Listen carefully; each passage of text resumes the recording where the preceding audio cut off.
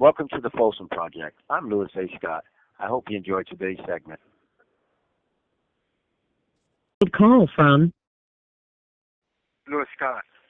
an incarcerated individual at the Folsom State Prison, Folsom, California. This call and your telephone number will be monitored and recorded. You have a prepaid call. You will not be charged for this call. To accept this call, say or dial 5 now.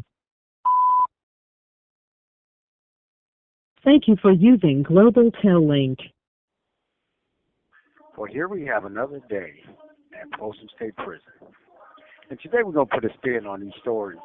Today we're always talking about, people living their personal lives and doing their own thing in prison. But there's the other side of that, where we have porters that clean up after people.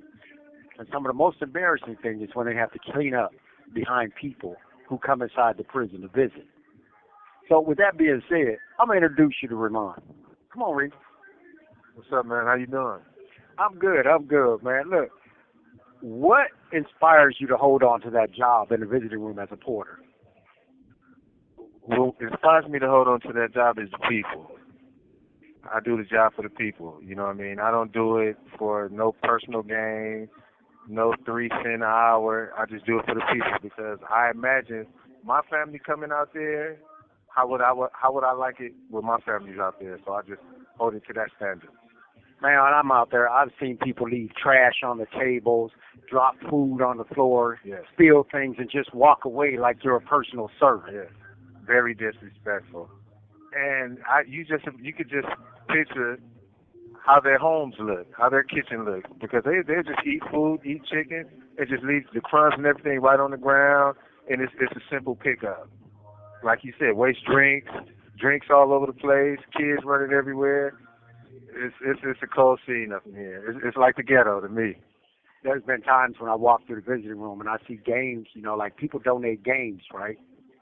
And I see pieces to the games just laying on the floor, or, somebody has thrown away some of the cards.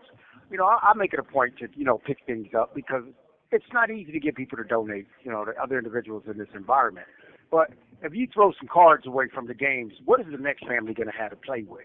And I'll see you over there sometimes trying to piece games together. Yes. Like I said, I'm just doing it for the people. But it's a shame that we have this many inconsiderate people this day in 2025. Man, look, I feel you. Look, question. Porter horror stories. What's the worst you've seen in that visiting room? The worst I've seen in the visitor room, the women's restroom with feces all around the toilet. The outside, not the inside where you can just flush it. The outside. Wow. Yeah, it was bad. There's been some bad days up in there. And I can't blame it on the kids because kids are they're not that sloppy. Can't be. So it just makes you look at the type of women that's out there like, what's really going on out there with our women? I say this, man, it's like, and being considerate and being aware of the fact that other people are cleaning up behind you, it makes me conscious, and I reside here.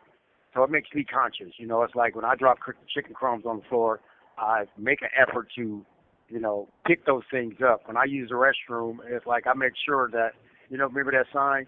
There was a sign that I think a lot of our mothers and grandmothers had. If you sprinkle when you tinkle, be a sweetie, wipe the feety. Remember that? So I still practice that, and I'm a grown man, right? Right. So it's like to know that women come in here and, just basically have no disregard for those same, principal rules. It blows me away. Yeah, you would think a person would treat anywhere you go like home. You know what I mean? Right. You just don't just all of a sudden just go to the prison and just leave shit on the toilet. You know what I mean? You're doing this at home. You have to be.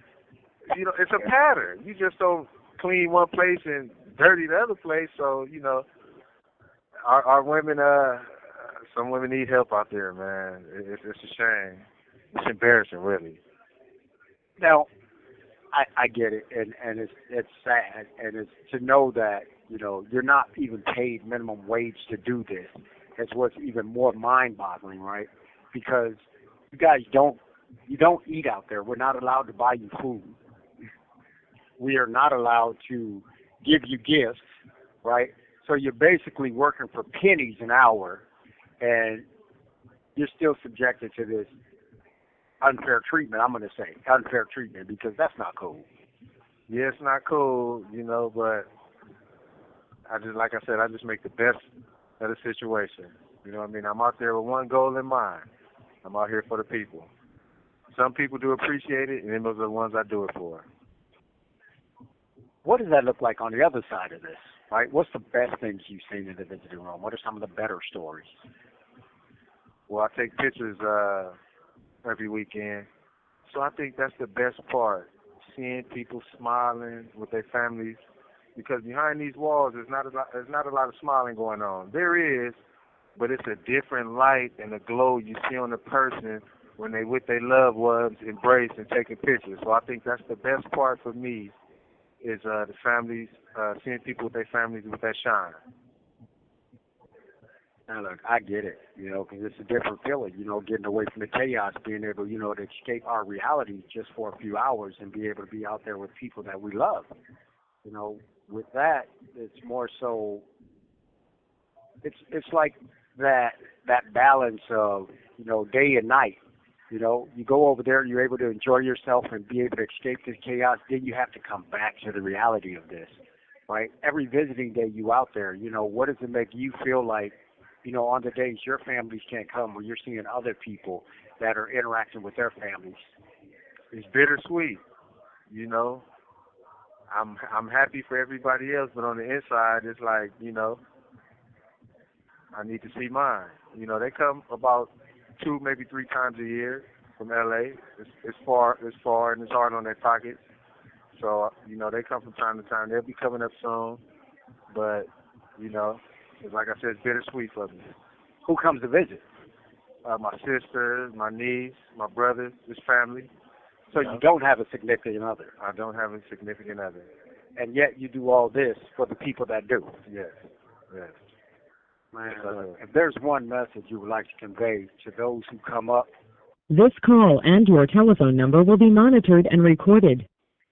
What would you like to tell the ladies that come up here that do use the restrooms, and leave food on the table and the floors? What message would you like to convey? Well, this isn't for the people. This isn't for the thoughtful ones. And there's a lot of thoughtful women and families out there. But this is for the inconsiderate people. Only thing I have to say is treat it like home. Have that lesson. Keep this lesson to heart.